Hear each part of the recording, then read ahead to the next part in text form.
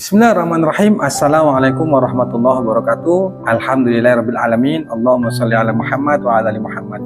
Apa kabar teman-teman semuanya? Bertemu lagi dengan saya di channel Mahkota Hati. Ya, seperti biasa ya, saya berdoa kepada Allah Subhanahu wa taala buat teman-teman semuanya di mana kalian berada. Saya doakan semoga hidupnya barokah, berlimpah, kaya, yang lagi banyak hutang insya Allah dilunaskan oleh Allah Subhanahu wa taala. Yang lagi punya banyak hajat A, B, C, D insya Allah diwujudkan sama Allah. Yang penting itu yakin.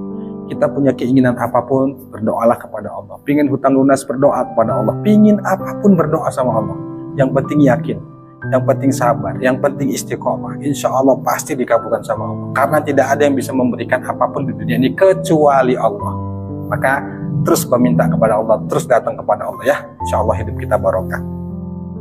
Baik teman-teman semuanya, seperti biasa jangan lupa bersyukur. Jangan lupa bersyukur di kondisi apapun, bagaimanapun keadaan kita, yuk sama-sama kita terus bersyukur. Karena bersyukur itu termasuk salah satu cara agar hidup kita menjadi berlimpah. Seperti biasa, sambil menonton video ini, tuliskan doa terbaik Anda di kolom komentar. Tuliskan sebanyaknya. Anggap saja sebagai scripting doa Anda. Katakan di sana, tuliskan di sana, Alhamdulillah ya Allah hutangku lunas, Alhamdulillah ya Allah aku kaya, Alhamdulillah ya Allah aku sehat. Tuliskan. Sehingga ketika video ini ditonton oleh jutaan orang banyak, insya Allah itu akan cepat dikabulkan oleh Allah Subhanahu wa taala. Baik teman-teman semuanya yang belum subscribe dulu ya. Dan jangan lupa aktifkan tombol loncengnya supaya dapat notifikasi video terbaru dari saya yang insya Allah itu bisa memotivasi dan bermanfaat buat teman-teman semuanya. Di video kali ini tuh saya ingin lagi-lagi bahas masalah hutang. Yang WA ke saya, yang sharing ke saya terkait masalah ketakutan mereka dalam menyelesaikan hutangnya. Kan ini yang WA saya banyak ya. Rata-rata ketakutan dalam menghadapi penagih hutang. Ya saya memaklumin karena memang saya paham betul gimana nggak enaknya tuh ketika kita jatuh tempo nggak bisa bayar hutang terus kita nggak punya uang. Ini bener-bener nggak enak banget ya. Tapi ada tips dari saya, ada cara dari saya yang ini insya Allah bermanfaat dan bisa Anda amalkan, bisa Anda kerjakan. Insya Allah ini menjadi penguat, menjadi motivasi, menjadi keyakinan buat Anda bahwa insya Allah semuanya baik-baik aja. Jadi gini teman-teman semuanya, yang membuat diri kita itu ketakutan dalam menghadapi apapun, termasuk masalah hutang, bukan hanya hutang lah, semua hal. Oke lah, dalam hal ini kita bahas masalah hutang. Itu karena kita nggak melibatkan Allah. Yang merasa kita terasa berat banget menghadapi masalah, menghadapi ujian, menghadapi kehidupan ini, karena kita nggak melibatkan Allah. Kita melibatkan itu diri kita sendiri, pikiran kita sendiri. Itu yang membuat diri kita takut. Itu yang membuat diri kita jadi merasa berat banget menghadapi ujian itu. Padahal sebenarnya kalau pastinya kita paham ya bahwa ujian itu datang dari Allah dan solusi itu juga ada di Allah. Masalah itu datang dari Allah dan solusinya juga ada di Allah. Nah harusnya kalau Anda ingin ringan dalam segala hal, ya libatkan Allah. Jangan sendiri teman-teman semuanya. Janganlah mengandalkan pikiran, janganlah mengandalkan pangkat dan segala macam. Jangan teman-teman semuanya, nggak mampu. Kita ini terbatas, pikiran kita ini terbatas. Nah kalau Anda ketakutan menghadapi penagih hutang, libatkan Allah. Libatkan Allah teman-teman semuanya. Sebelumnya videonya sudah saya jelaskan ya bahwa apapun masalah yang Anda hadapi itu coba ke Allah dulu. Anda malam sholat dulu, sholat taubat dulu, minta ampun sama Allah, sholat hajat dulu, berdoa sama Allah. Kemudian Anda bangun malam sholat tahajud, berdoa sama Allah. Habis itu pasrahkan ke Allah, hadapi semuanya. Jadi jangan Anda terus berpikir, aduh kan ini yang WA ke saya kan, Pak saya ketakutan, Pak saya begini, Pak gimana caranya, tolong kasih solusi, besok saya harus sediakan uang 40 juta, saya belum ada uang, gimana Pak, kalau enggak kalau enggak mobil saya diambil, aset saya diambil, rumah saya diplang dan segala macamnya.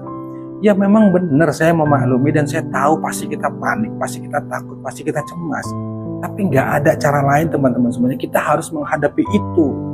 Nah caranya libatkan Allah, dahulukan Allah supaya Allah itu memberikan jalan, memberikan petunjuk kemana kita harus melangkah. Jangan langsung main tancap gas aja, Anda ambil jalan pintas, artinya Anda itu lebih mengandalkan harus pinjam sana, harus pinjam sini. Ya memang benar itu juga bagian dari ikhtiar, tapi supaya ikhtiarnya itu benar ke Allah dulu.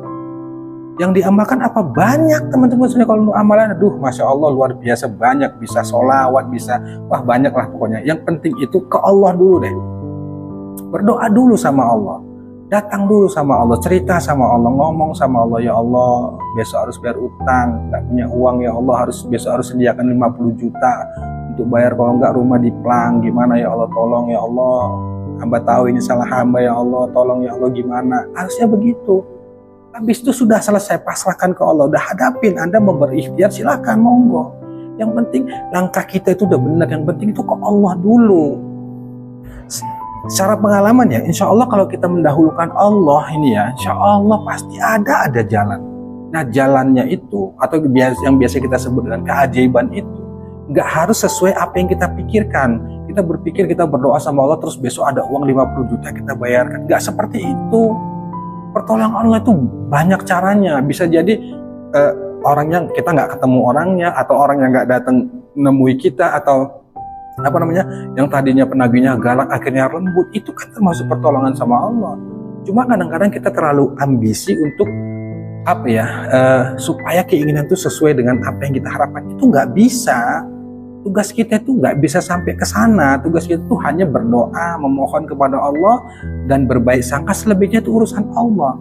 Kalau itu yang kita lakukan, muncul rasa pasrah, muncul rasa ridho, muncul rasa nerima. Akhirnya apapun yang terjadi itu ya sudahlah, itu takdir Allah. Kita nggak bisa berbuat apa, dan kita nggak bisa mengelak. Ya harus dihadapin. Dan pastinya kita harus paham juga bahwa itu kan juga karena salah kita, karena dosa kita, sehingga Allah buat kita itu susah. Allah itu tutup jalan kita, sehingga kita nggak bisa bayar utang, kita cari solusi nggak ketemu, pinjam ke teman nggak dipercaya. Itu membuktikan bahwa manusia itulah lemah, bahwa manusia itu punya keterbatasan. Akhirnya apa yang terjadi? Ya kita itu harus sabar, harus balik ke Allah, karena Allah pasti punya cara tersendiri untuk menolong kita. Saya selalu bilang, kira-kira Allah tuh ngomong, ente tuh nggak bisa nyelesain, sini datang padaku, sholat ente, sujud ente sama aku, berdoa sama aku bisa kabulin, aku bisa bantu. Nah kira-kira begitu. Nah lakukan itu. Perkara hasilnya seperti apa nanti, itu Allah alam, terserah Allah. Tugas kita hanya berdoa, mengangkat tangan, biar Allah yang turun tangan menyelesaikan masalah kita. Nah, kalau untuk amalan, seperti yang saya katakan tadi, amalan itu banyak.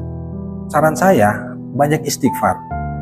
Untuk amalan ya, ini saya kasih untuk amalan yang sederhana dan lakukan ini secara istiqomah. Jaga sholat 5 waktu. Yang pertama ya, jaga sholat 5 waktu. Lengkapi dengan qobliyah, ba'diyah. Ini kerjakan. Selesai sholat Anda berdoa. Selesai Anda berdoa, Anda banyak istighfar. Selesai sholat istighfar Anda 100 kali. Astagfirullahaladzim, astagfirullahaladzim, ampuni hamba ya Allah. Selesai sholat, di sholat semua sholat, subuh sampai isya. Astagfirullah. Setelah itu Anda sholawat 100 kali. Allahumma sholli ala Muhammad wa ala ali Muhammad. Setelah itu Anda doa, minta sama Allah. Lakukan itu.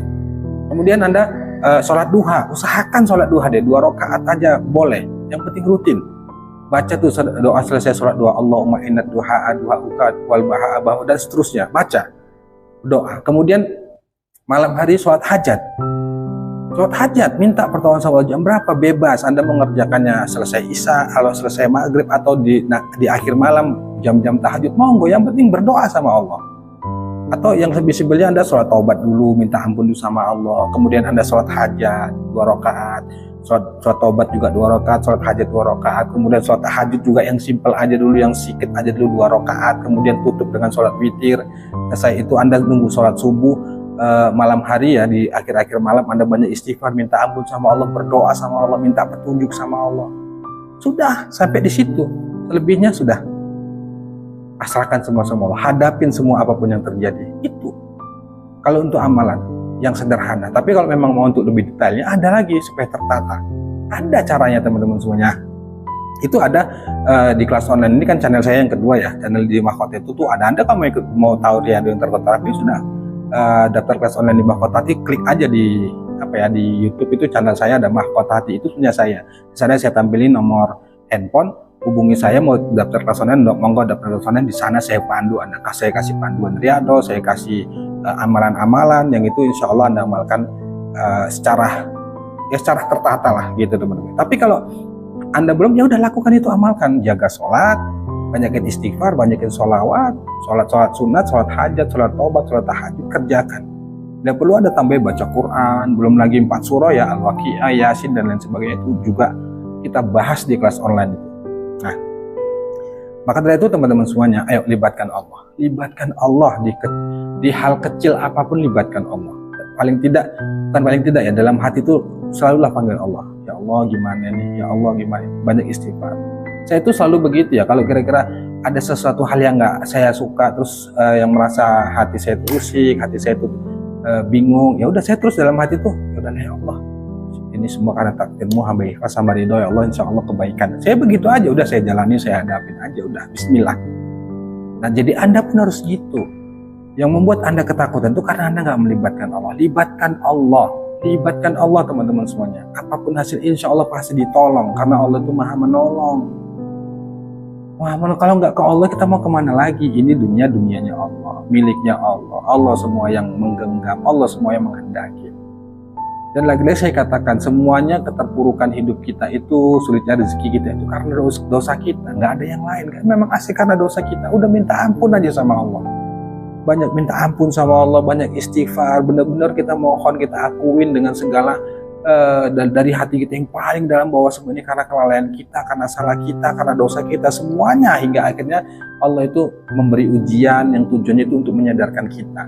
Kadang-kadang Allah itu membuat seseorang itu sadar dan tobat itu dikasih dulu ujian, kira-kira ya diperingatin gitu, diperingatin ya bentuk-bentuk kesulitan itu mungkin seperti hutang, banyak hutang, dikejar-kejar hutang gitu ya, anak sakit, pokoknya banyak hal. Itu termasuk cara-cara Allah supaya buat kita itu taubat, sadar bahwa kita ini lemah, kita ini manusia yang memang butuh Allah gitu teman-teman. Jadi saya memaklumin bahwa ketakutan itu pasti terjadilah bagi siapapun ketika dia itu nggak bisa bayar hutang, apalagi nggak punya uang. Saya memaklumi itu, tapi gak ada cara lain kecuali kita harus melibatkan Allah. Dan ketakutan itu hadir kan juga karena izin Allah, yang supaya Allah itu memberikan signal, kode ke kita bahwa sini supaya ente gak takut, kira-kira begitu ya bahasanya ya. Ente datang sama aku bisa nolong ente. Nah kira-kira begitu ya bahasa saya ya, supaya mudah dipahami gitu.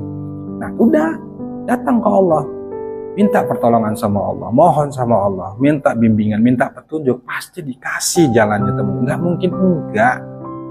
Yang penting kita terus meminta, sabar, ridho, ya kan, yakin, pasti dibimbing sama Allah, dikasih petunjuk sesuai. Iya, cara-caranya Allah tuh sangat banyak ya, kita nggak bisa prediksi, kita nggak bisa menerka nanti Allah begini, nanti Allah nggak begitu.